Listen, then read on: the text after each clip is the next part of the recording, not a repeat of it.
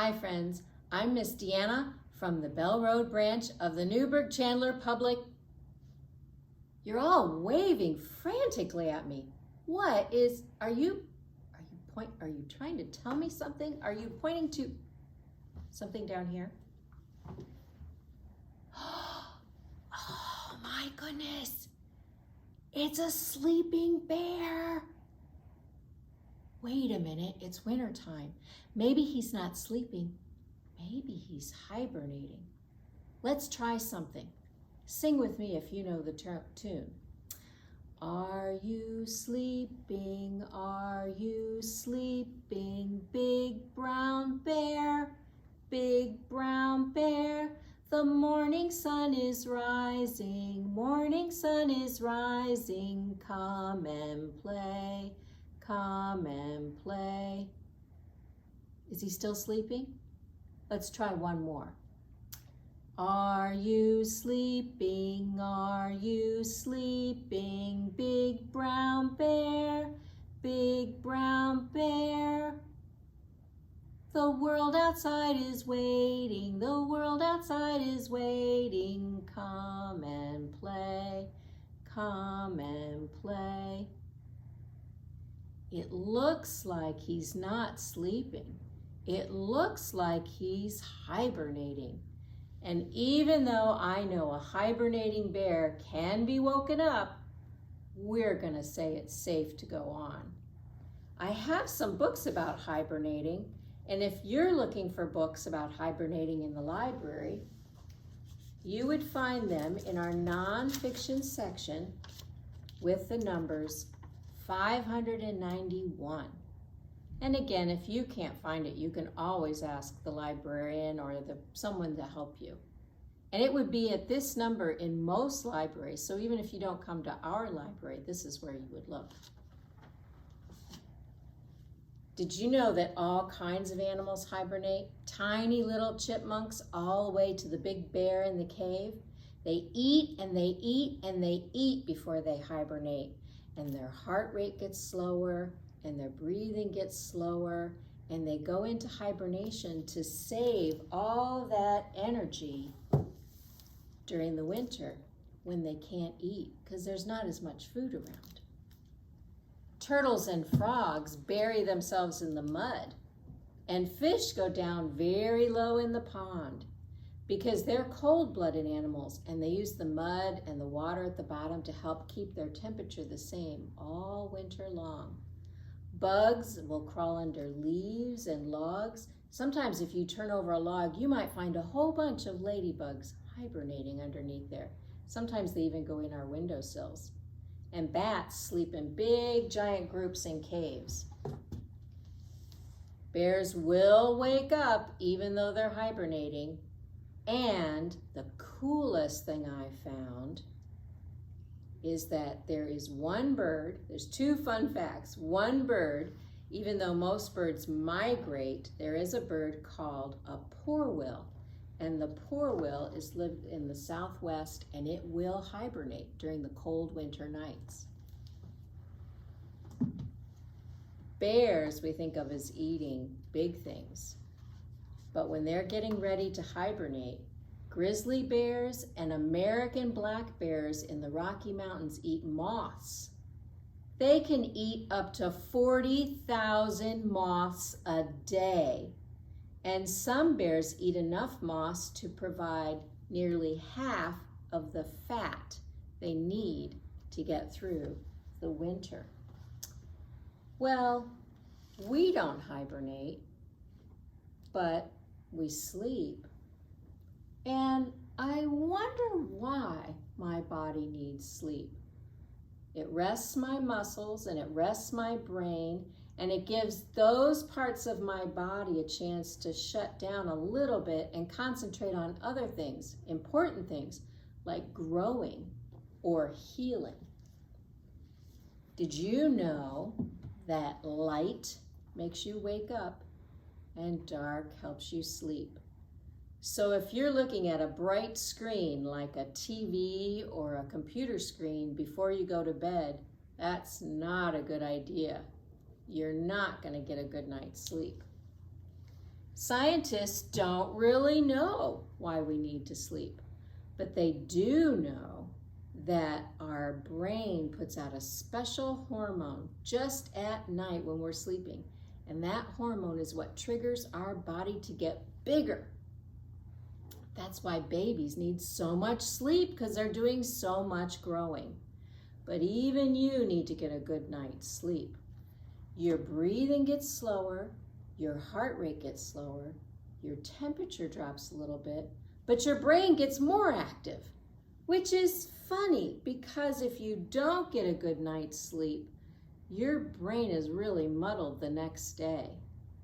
If you have a babysitter or a teacher say to you, "You're rather grumpy today," the next thing they're going to say is, "Did you get a good night's sleep?" Because we know that affects how well our brain functions.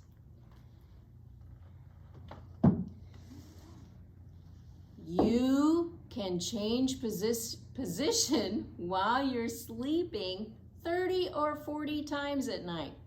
That's why we put railings on the top bunk. Some people are called early birds because they get up really early in the morning and they're wide awake, and then they go to bed earlier at night.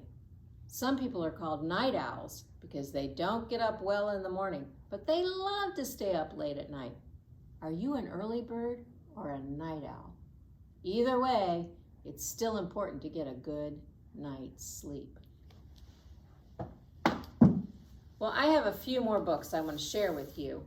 These are about napping, and maybe you still take a nap or maybe you don't, but napping is important. A lot of adults would like to take a nap once in a while. This one is called Naptastrophe. And you know what a naptastrophe is?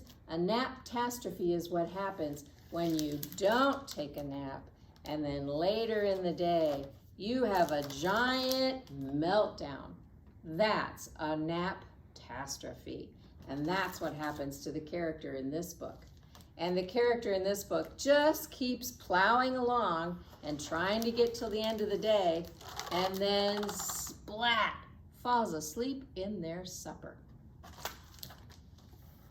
This one is called Wink, the ninja who couldn't find time to take a nap.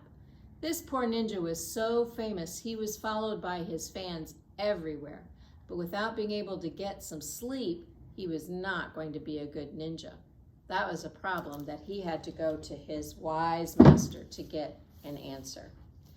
And then we have No More Naps, which is maybe where you feel you are, but your parents still think you need one.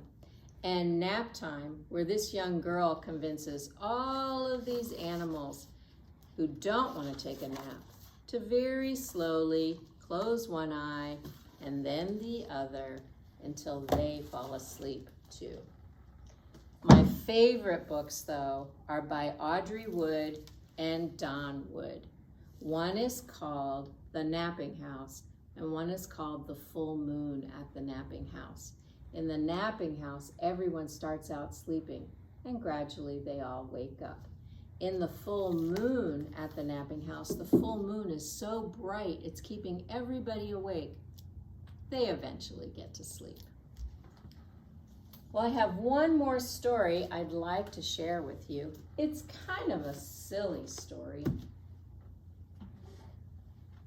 It's about a boy. One stormy night, a boy got tucked into bed with his favorite book and his bear named Fred. When flash, crash, boom, boom, boom.